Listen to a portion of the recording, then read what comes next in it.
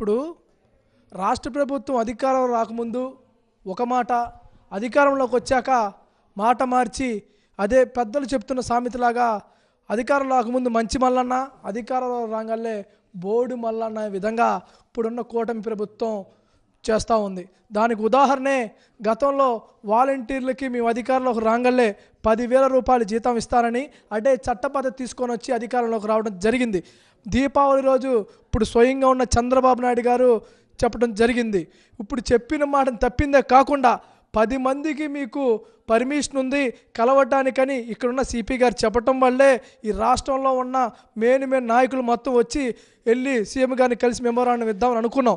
ఇప్పుడు తక్షణం నైట్ 12ంటికి వచ్చి తలుపులు బాది మీ దాని పర్మిషన్ లేదని అసలు ఏమి చెప్పకుండా ఇంటికి వచ్చి తలుపులు బాది తీసుకెళ్ళటం ఈ రాష్ట్రంలో ఉన్న ప్రజలు మొత్తం కూడా సోషల్ మీడియా ద్వారా చూస్తూ ఉన్నారు. ఇలాంటి ప్రభుత్వాన్ని ప్రజలు ఎన్నుకున్నారా లేదా మీరు ఇష్టాచారంగా చేసినట్టుగా చేస్తే ఈ ప్రజలు మొత్తం కూడా క్షమించరు. ఎందుకంటే ప్రజలకి వాలంటీర్లకి చాలా దగ్గర సంబంధాలు ఉన్నాయి. ఎందుకంటే ప్రభుత్వం ఏ ప్రభుత్వం అయినా సరే చేసే పథకాలని ప్రజల్లో తీసుకెళ్లాలంటే అది కీలకమైన పాత్ర పోషించేది వాలంటీర్లే. కాబట్టి వాలంటీర్లు యథావిధిగా విధుల్లో తీసుకుందే కాకుండా మీరు ఏదైతే ఎన్నికల హామీల్లో పొందుపరిచారో హామీలు మొత్తం కూడా అమలు చేయాలని నిరుద్యోగ భృతి అన్నారు.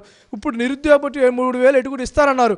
3,000కి ఇంకో 2,000 పెంచి వీళ్ళు నిరుద్యోగులు కదా వాలంటీర్లు మొత్తం వీళ్ళు అట్లా కొనసాగిస్తే మీరు నిరుద్యోగ భృతి ఇచ్చి వాళ్ళ చేత పని చేయించుకున్నట్టు కూడా ఉంటుంది కదా, ఆ వైపుకి ఎందుకు ఆలోచించరు? ఇదంతా కూడా ఒకసారి మీరు ఆలోచించేసి వాలంటీర్లు యథావిధిగా కొనసాగించకపోతే ఈ క్యాబినెట్ కాదు భవిష్యత్తు నెక్స్ట్ జరిగే క్యాబినెట్కి ఇప్పుడు మీరు అరెస్ట్ చేశారు అనుకుంటున్నారు, నెక్స్ట్ ఖచ్చితంగా మీ క్యాన్వాయిని అడ్డుకుంటాం. ఎట్లా అడ్డుకునే విధంగా ఇక్కడ ఉన్న వాలంటీర్ రిజిస్ట్రేషన్ మొత్తం కూడా ఏ విధంగా చేస్తే బాగుంటుంది అన్నది ఖచ్చితంగా తెలిసి చూపిస్తాం. మిమ్మల్ని ఖచ్చితంగా అడ్డుకునే తీరుతాం.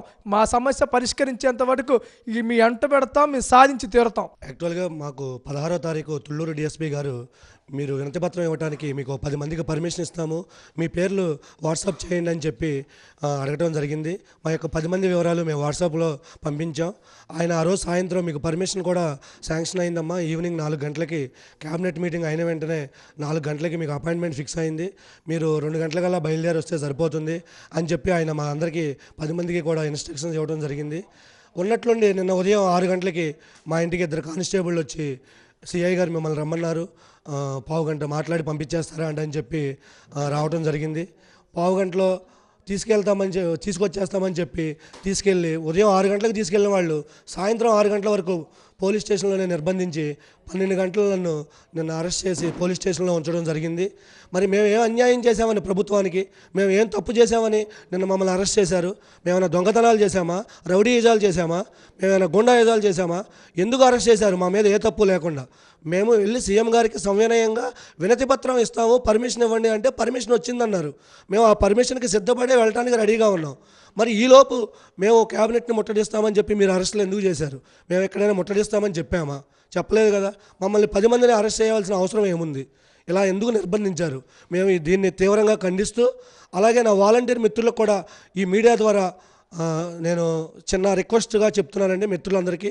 నిన్న కొంతమంది వాలంటీర్ మిత్రులు వచ్చారు మన దాసరి భవన్ దగ్గరికి, వాళ్ళని కూడా పోలీసులు భయపెట్టి మీరు లోపలికి వెళ్తే మిమ్మల్ని అరెస్ట్ చేస్తాం, లోపలికి వెళ్తారా ఇంటికి తిరిగి వెళ్ళిపోతారా, ఒకటే మాట చెప్పండి అని చెప్పి వాళ్ళని కూడా బెదిరించి వెనక్కి ఇంటికి పంపిన సందర్భాలు ఉన్నాయి. అమ్మ వాలంటీర్ మిత్రులారా, మీరు అరెస్టులకు భయపడకండి, నిర్బంధాలకు భయపడకండి.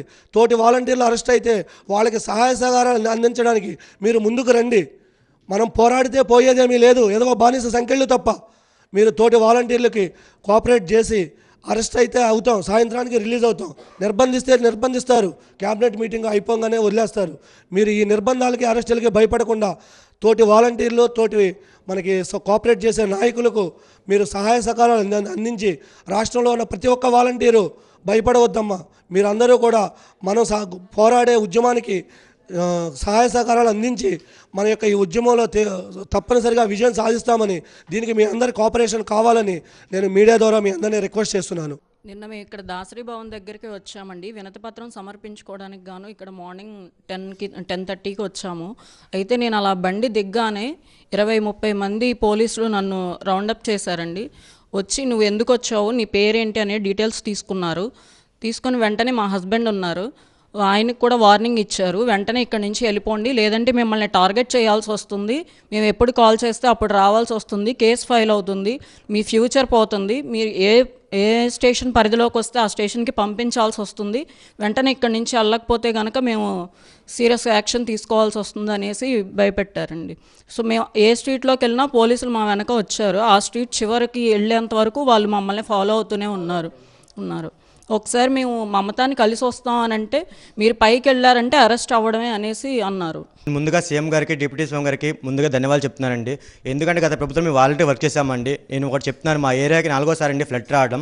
అదేవిధంగా నేను అధికార పార్టీ ఎమ్మెల్యేలతో, మాతో పాటు బీచ్ సంక్షేమ సబితా గారితో కూడా మేము ఆడపిల్లలు పేకలోతు వాటర్ ఉన్న 11 రోజులు నేను మా ఏరియాలో వాటర్ దాంట్లో ట్రాక్టర్లో సబితా గారు మాతో పాటు ట్రాక్టర్లో కూడా ప్రయాణం చేశారండి.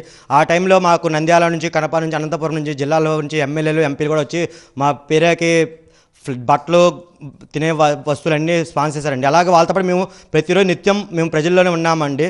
అదేవిధంగా ఏంటంటే మాకు నైట్ పూట మాకు కాన్ఫరెన్స్ కాల్ పెట్టి మీకు వాలంటీర్ మీరు కొనసాగించాలి, మీరు ఇమీడియట్గా వచ్చి జాబ్లో జాయిన్ అయితేనే మీకు జాబులు తీసుకుంటామమ్మా, లేకపోతే మేము తీసి కొత్త వాళ్ళు ఎక్కిస్తామని చెప్పి మమ్మల్ని భయపెట్టారండి.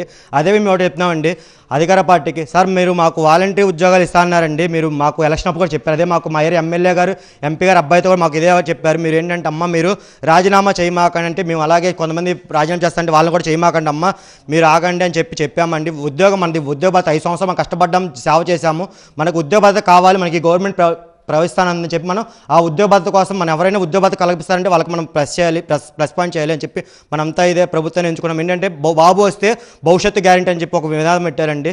బాబు గారు ఏంటంటే 5 సంవత్సరాలు 20 లక్షల ఉద్యోగాలు ఇస్తారు. సార్ మేము ఒకటే అడుగుతున్నామండి, ఇప్పుడు 2,60,000 మంది వాలంటీర్స్ ఉన్నారండి, వాళ్ళు రిజైన్ చేసిన వాళ్ళు కాదండి, అనుకోకుండా 1,60,000 1,70,000 మంది ఓన్లీ మహిళలే ఉన్నారు సార్. పవన్ కళ్యాణ్ గారు మీరు ఆడపిల్లకి ముందుగా, మేము ఆడపిల్లకి అండగా ఉంటానన్నారు.